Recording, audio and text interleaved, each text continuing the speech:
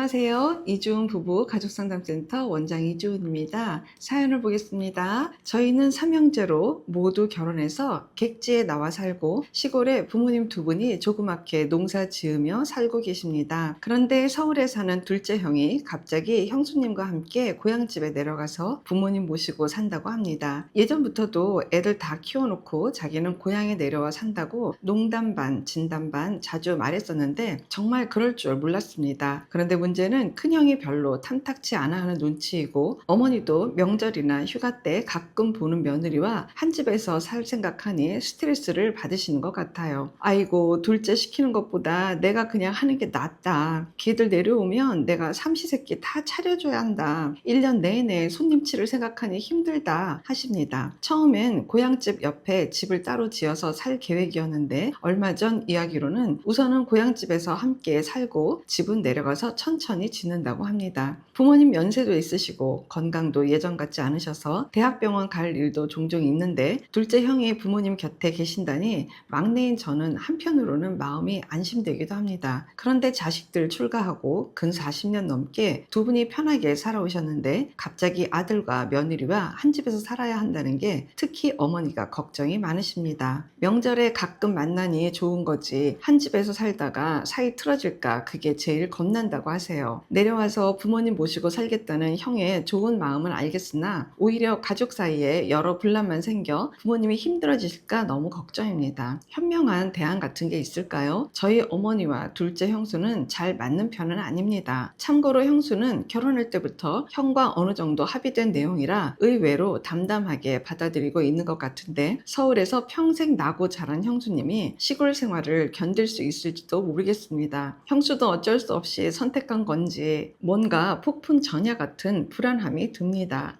라고 글을 주셨어요.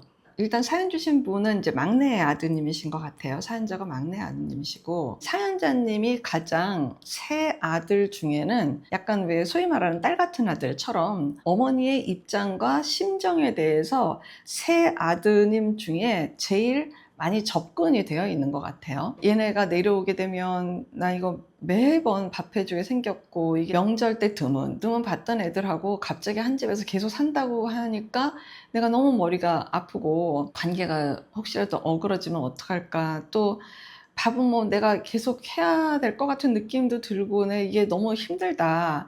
이제 이 이야기를 이제 사연자님한테 한 거죠. 사실 조금 이제 연세가 있는 분들이어서 이해는 가지만 어머님도 사실은 부부 중심이셔야 될 것 같아요. 그래서 이 이야기를 아버님이 직접 아드님한테 얘기를 해주셔야 될 것 같아요. 네 엄마가 너무 걱정이 많아서 안 되겠다. 근처에 동네에 뭐 집 나오는 거 알아보고 거기서 먼저 지내다가 너네 집 지으면 그때 들어가서 살도록 해라. 우리는 어렵다. 왜? 엄마가 너무 힘들다. 암만 자식이라고 해도 매번 같이 그동안 지내왔던 게 아니라 드문드문 뭐 이쁜 손님처럼 그냥 이렇게 지내다가 갑자기 합가해서 산다라는 게 니네 엄마가 너무 힘들다. 그러니까 안 되겠다. 라는 이야기를 아버님이 나서서 해주셔야 될 거라고 저는 생각을 해요. 중요한 건 뭐냐면 같은 공간만 아니면 되거든요. 그러니까 고향에 내려와서 사겠다고 하는 거를 뭐 막을 수는 없어요. 그러니까 그 동네에 집값도 괜찮게 있는 집들이 분명히 있을 거예요. 그런 집을 살면 된다라고 아예 그냥 안내를 해드리는 게 낫지 않을까 싶어요. 부모님의 입장이 명확하게 전달이 되는 게 중요해요. 근데 어떻게 부부가 함께 어머니 아버님의 합심된 그런 마음으로 생각으로 전달이 되는 게 가장 좋은 방법인 것 같아요. 그러니까 여기서 중요한 건 어머니의 어려운 마음.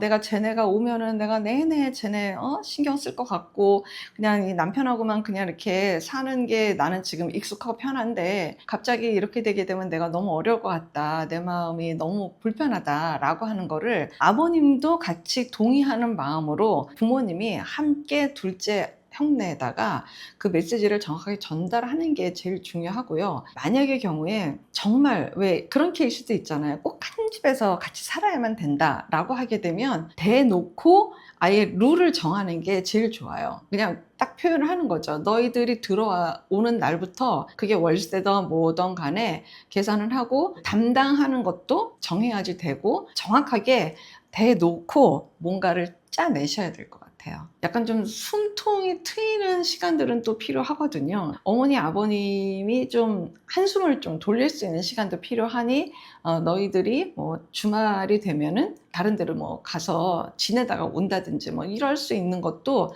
함께 상의하는 거는 굉장히 중요한 일인 것 같아요. 사연에 큰형도 탐탁치 않아 한다고 했어요. 그게 뭘까 싶거든요. 탐탁치 않아 하는 감정 밑에 큰형이 지금 보내는 메시지가 있을 거예요. 그게 뭘까? 그러니까 아마 그런 것들이 다 오픈이 돼서 이게 지금 다 이렇게 드러나게 되면 어떤 결과치에 대한 것들을 더 건강하게 짜낼 수도 있을 것 같아요.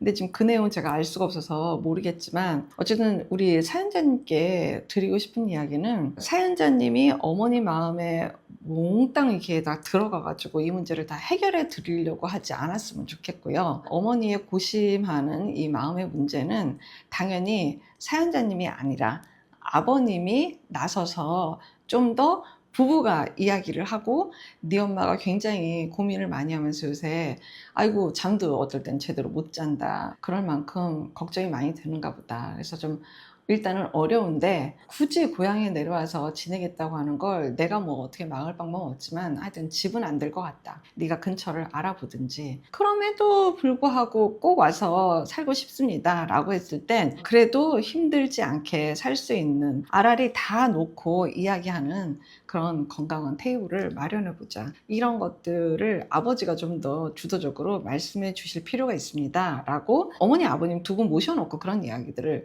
해보는 게 더 중요할 것 같습니다. 잘 해결되길 바랍니다. 고맙습니다. 건강한 부부 애착이 나라를 살립니다. 오늘도 영상 시청해 주셔서 감사합니다. 고맙습니다.